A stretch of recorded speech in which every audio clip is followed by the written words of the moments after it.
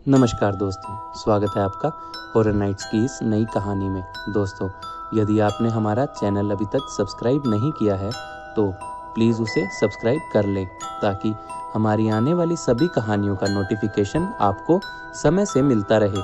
तो चलिए दोस्तों, आपका ज़्यादा समय व्यर्थ ना करते हुए बढ़ते हैं आगे आज की कहानी की ओर। दोस्तों, आज की यह घटना हमारे साथ शेयर की है कालू जी ने। दोस्तों, कालू जी बताते हैं कि वह बिहार के एक छोटे से गांव जिसका नाम सीतामढ़ी है, वहां के रहने वाले हैं।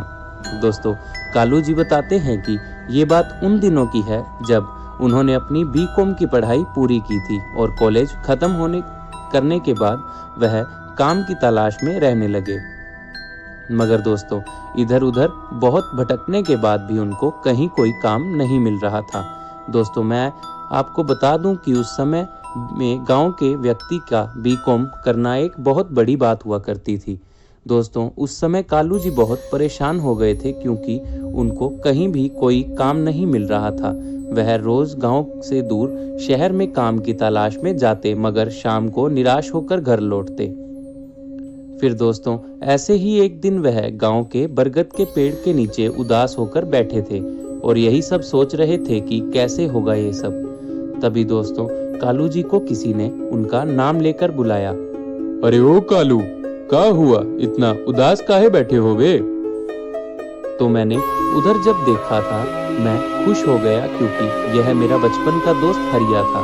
दोस्तों, हरिया को देखकर एक बार के लिए तो मैं अपनी मानो सारी टेंशन और दुख दर्द भूल गया। फिर वो मेरे पास आया और आकर मुझसे कहा, क्या हुआ भाई कालू, इतना दुखी होकर क्यों बैठे हो? तो दोस्तों, मैंने हरिया को कहा, कुछ नहीं भाई, बहुत परेशान हूँ यार, नौकरी का कोई जुगाड़ नहीं लग रहा।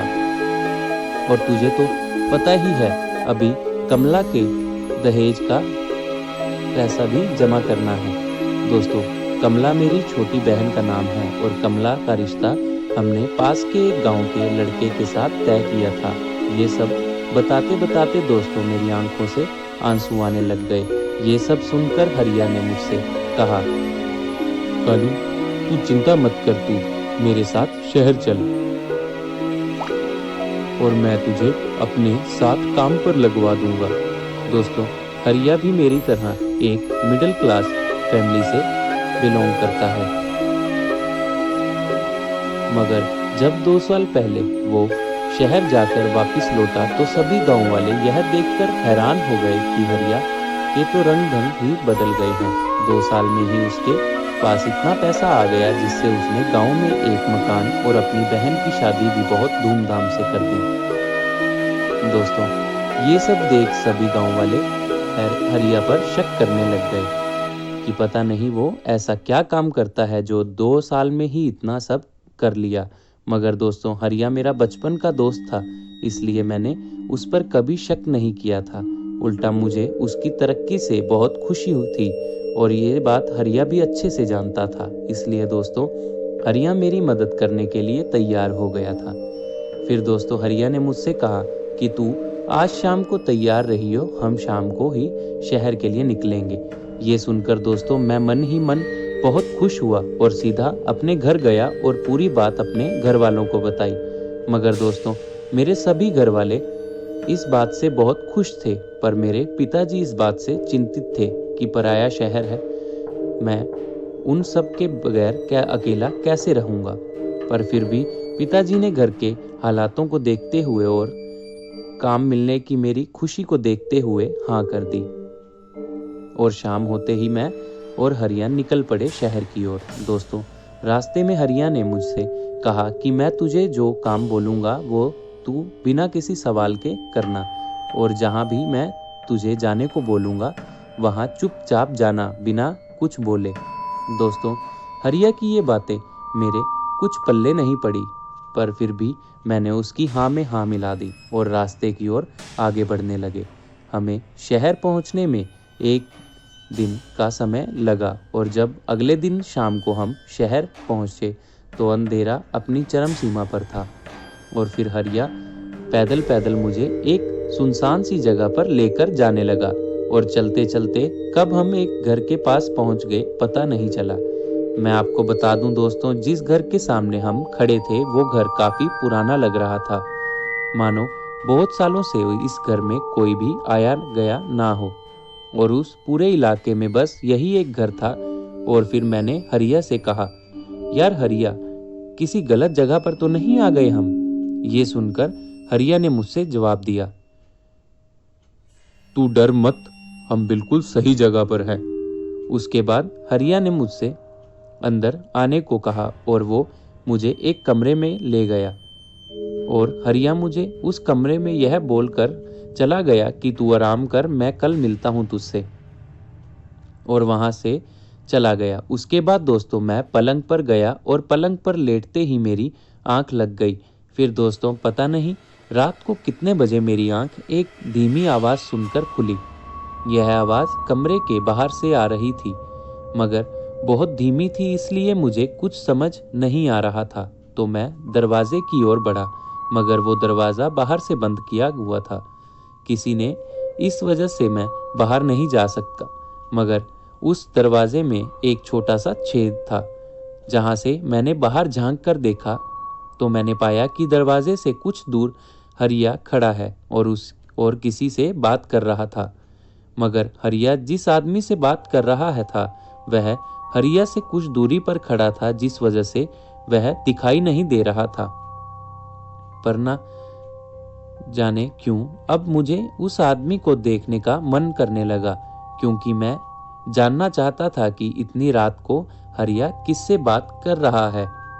कुछ देर बात करने के बाद जब वो आदमी वहां से जाने लगा तो मैंने देखा कि वो जो कोई भी है उसने अपना चेहरा एक कपड़े से ढका हुआ है और उसने काले रंग का कुर्ता डाला हुआ है। बस इतना ही देख पाया मैं, और उसके बाद वो दोनों वहां से चले गए और फिर मैं भी सो गया। अगले दिन मेरी जब आंख खुली तो हरिया मेरे लिए चाय नाश्ते लेकर आया हुआ था, पर ना जाने क्यों हरिया मेरी तरफ गुस्से भरी निगाहों से देख रहा था। यह देखकर मैं मन ही मन सोचने लगा कि कहीं इन्होंने मुझे देख तो नहीं लिया। और हुआ भी कुछ ऐसा ही। हरिया ने मुझसे कहा कि तू रात को यहाँ दरवाजे पर क्यों खड़ा था? दोबारा ऐसा मत करियो, बाबा को ये सब नहीं पसंद। दोस्तों मैंने पूछा कि ये बाबा कौन है, तो हरिया ने मुझे बताया कि बाबा हमारे बॉस हैं, जिनके लिए हम काम करते हैं और जिन्हें तूने कल रात को मेरे साथ बात करते हुए देखा।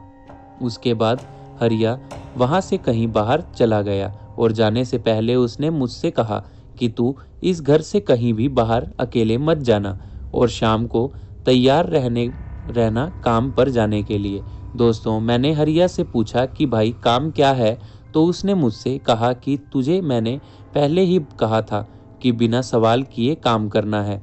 और उसने मुझसे चेतावनी देते हुए कहा कि मुझे जो भी काम या सामान दिया जाएगा उसे बिना बोले और बिना खोल कर देखे जहां बोला जाए वहां छोड़ देना है। उसके बाद मुझे डर लगने लग गया, पर जब उसने मुझे इस काम के पैसे बताए तो मेरे मन में लालच जाग, क्योंकि हरिया ने मुझे कहा कि मुझे यहाँ काम करने के 3 लाख रुपए मिलेंगे। जो सुनकर मैं होश खो बैठा और मन ही मन ये सोचने लगा कि अब मेरी सारी परेशानियां खत्म हो जाएंगी। ये सोचकर मैंने हाँ कर दी, मगर उसने मुझे कहा कि एक बार फिर सोच ले, क्योंकि जो भी काम मुझे सौंपा जाएगा वो काम करने से पीछे नहीं हटना, क्योंकि अगर ऐसा किया तो उसका अंजाम बहुत बुरा होगा। दोस्तों मेरी अकल पर पैसों का पर्दा पड़ा हुआ था, जिस वजह से मैंने बिना सोचे उस काम को करने के लिए हाँ कर दी, जो शायद आगे चलकर मेरी जिंदगी की सबसे बड़ी भूल साबित होने वाली थी। मुझे क्या पता था कि मेरे इस काम की वजह से मेरी जिंदगी में सब उथल पुथल होने वाला है। उसके बाद दोस्तों हरिया वहां से कहीं चला गया और मैं खाना खाकर शाम होने का इंतजार करने लगा। मन में थोड़ा डर था, मगर हरिया पर विश्वास भी था, पर कुछ देर में मेरा ये भ्रम भी टूटने वाला था। शाम होते ही हरिया मेरे पास आया और मैंने देखा उसके हाथ में एक बोरी और खंजर जैसा कुछ है। मुझे लगा शायद कुछ काम होगा उसे, पर कुछ देर बाद दोस्तों हरिया मुझे अपने साथ लेकर जब निकला तो कुछ दूर आगे जाने के बाद उसने बाइक रोक दी और मुझे वहां बाइक के पास छोड़कर खुद वो बोरी हाथ में लेकर कहीं चला गया। कुछ देर बाद वो वापस आया, मगर इस बार उसके चेहरे के हाव भाव बदले हुए थे। वो पसीने से लथपथ था और बहुत डरा हुआ भी था। और इस बार वो जो भी बोरी लेकर गया था उस बोरी में कुछ था जिससे पानी जैसा कुछ टपक रहा था। ये देखकर मैंने हरिया से पूछा कि क्या हुआ, मगर उसने मुझे कुछ भी बताने से मना कर दिया और कहा कि तू बाइक चला और जहाँ जहाँ मैं बोलूँगा उसी ओर बढ़। और मैंने वैसे ही किया। वो जैसे जैसे बता जा रहा था मैं उसी ओर बाइक चलाए जा रहा था। चलते चलते हम किसी गांव में पहुंचे जहां रात होने की वजह से सब सो रहे थे। और गांव के बीचों बीच पहुंचने के बाद उसने मुझे बाइक की ब्रेक लगाने को कहा और मैंने वैसा ही किया। जब मैं इधर उधर अपनी नज़रें घुमाकर देखा तो मैंने पाया कि हमारी एक और झाड़ियां हैं और उसकी दूसरी तरफ एक बंद पड़ा कब्रिस्तान था। और हरिया ने मुझे कहा कि भाई मेरी बात ध्यान से सुन, अब यहाँ से आगे का काम तेरा है। तू सीधा इस कब्रिस्तान से अंदर जा और अंदर ये बोरी जाके एक आदमी को दियो और वो तुझे एक गाड़ी की चाबी देगा। वो गाड़ी इस कब्रिस्तान के पिछले दरवाजे पर खड़ी है। वहाँ वो आदमी और उसके साथ साथ एक आदमी और होगा। उन दोनों को वो जहाँ कहें वहाँ छोड़ देना और वापिस आ जाना। और हरिया ने मुझे फिर से पीछे से आवाज़ लगाकर कहा कि कालू, मैं तुझे फिर से एक बार समझा रहा हूँ कि उन दोनों में से किसी की भी तरफ तूने ना तो घूमकर और ना ही आंखों में आंखें डालकर देखना है। अगर तूने ऐसा किया तो वो तेरी जान ले लेंगे। दोस्तों, ये सुनते ही मुझे डर लगने लग गया और मेरी हिम्मत जवाब देने लगी। पर अब मैं यहाँ से वापस नहीं जा सकता था क्योंकि मैंने अब हाँ कर दी थी इस काम के लिए। और मैं धीरे धीरे अंदर की ओर जाने लगा तो सामने मुझे वही आदमी दिखा जिसे हरिया ने बाबा कहा था, मतलब जिसके लिए हम काम करते हैं। और मैंने उसे वो बोरी पकड़ा दी और उसने मुझे चाबी दी और एक भारी सी आवाज में कहा, बाहर जाके इंतजार करो हमारा। ये सुनकर मैं वहां से चुपचाप कार की तरफ जाने लगा और कार में जाकर बैठ गया। उसके कुछ देर बाद मुझे सामने की तरफ से दो शख्स आते हुए दिखे, जिन्हें देखकर मैं समझ गया कि यह वही दोनों हैं और गाड़ी को स्टार्ट किया तो वो बाबा जो था आगे मेरे साथ बैठ गया और जो दूसरा आदमी था वो पीछे बैठ गया। दोस्तों, जो गाड़ी के सामने शीशा लगा होता है जिसका इस्तेमाल हम पीछे की साइड देखने के लिए करते हैं, उस शीशे में वैसे तो मैं देख नहीं सकता था, पर फिर भी उस शीशे में बार बार कोई चीज़ चमक रही थी। और दोस्तों, तब जो मेरे साथ मेरे बॉस बैठा था उसने मुझे एक जगह पर गाड़ी रोकने को कहा। दोस्तों, मैं आपको सच बताऊं तो वो जो भी जगह थी वो जगह ऐसा लग रहा था मानो मैं किसी दूसरी दुनिया में आ गया हूँ। मैंने देखा कि ये वही कब्रिस्तान है जहाँ से मैं इन दोनों को लेकर निकला था, मगर ये कब्रिस्तान वैसा नहीं लग रहा था जैसे पहले देखा था। मैंने इस कब्रिस्तान से जोर जोर से रोने की और चीखने की आवाज़ें आ रही थी और कब्रिस्तान के ऊपर बहुत सारे चमगादड़ उड़ रहे थे। पर जब वो आदमी जो गाड़ी के पीछे सीट पर बैठा था वो गाड़ी से नीचे उतरा तो मैंने अपना मुंह नीचे की ओर कर लिया, मगर मैंने एक बात गौर की कि जब वो आदमी कार से नीचे उतरा तो जो भी आवाज़ आ रही थी रोने की, चीखने की, वो सब आवाज़ एकदम से बंद हो गई और पूरा माहौल एकदम से शांत हो गया, मानो जैसे सब कुछ खत्म सा हो गया हो। दोस्तों, ये सब जितना आपको सुनने में आसान लग रहा है ये आसान नहीं था। ये तो बस मैं ही जानता हूँ कि मेरे ऊपर उस समय क्या बीत रही थी। और फिर बाबा ने मुझे चलने के लिए हाथ मारा और वो जैसे जैसे बोल रहे थे मैं आगे बढ़ी जा रहा था और कुछ देर चलने के बाद हम फिर से उसी कब्रिस्तान पर वापस आ गए। दोस्तों, ये सब देखकर मुझे कुछ भी समझ नहीं आ रहा था कि ये क्या हो रहा है। तभी दोस्तों मुझे बहुत तेज नींद आने लगी और मैं वहीं पर सो गया। फिर दोस्तों अगले दिन जब मेरी आंख खुली तो फिर से हरिया मेरे सामने खड़ा था। पर दोस्तों मुझे आज अपने कंधे पर गले के पास बहुत दर्द हो रहा था और बहुत कमज़ोरी का एहसास हो रहा था। पर फिर हरिया ने मुझसे कहा कि तूने बहुत अच्छा किया और तू टेंशन मत ले, पहले दिन मेरे साथ भी ऐसा ही हुआ था जब मैं इस काम पर नया नया आया था, पर जल्दी ही तुझे भी मेरी तरह इस काम की आदत हो जाएगी। दोस्तों ये सब बोलकर हरिया वहाँ से चला गया और मैं जब बिस्तर से उठा और सामने लगे हुए शीशे के पास गया तो जो मैंने देखा वो देखकर मेरे तो होश ही उड़ गए। दोस्तों मैंने देखा कि मेरे कंधे पर किसी के काटने के निशान हैं और मेरी आंखों के नीचे काले घेरे से बन गए हैं। दोस्तों इतना देखकर मेरी रगों में बह रहा खून ये सब देखकर वहीं जम सा गया। और तभी दोस्तों मुझे ये समझने में देर नहीं लगी कि वो जो दोनों आदमी हैं वो दोनों कोई हैवान हैं। पर अब मैं फंस चुका हूँ और हरिया ने साफ साफ मना किया था कि बीच में इस नौकरी को नहीं छोड़ सकता, इसलिए मैंने जो जैसा चल रहा है उसे पता लगाने का फैसला लिया।